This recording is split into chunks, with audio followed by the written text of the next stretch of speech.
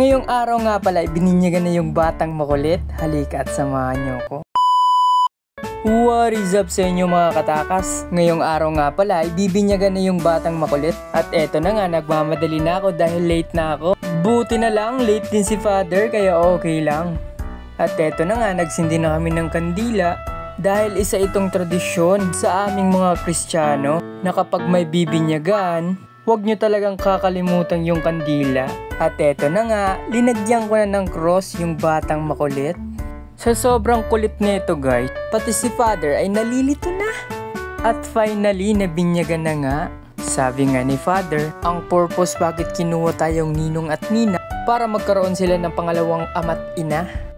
Heto na nga, si Vance Jaden Natural. Sobrang cute nito guys, manang-mana kay Ninong. Dahil tignan nyo naman yan, di ba magkamukha? At syempre, hindi mawawala yung kainan. Tayo pa ba ay magpapahuli? Nakakamiss din maging bata no?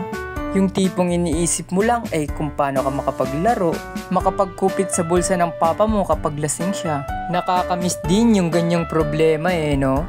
Bigla ko tuloy na alala yung binigyan ako ni papa ng pambayad sa kuryente.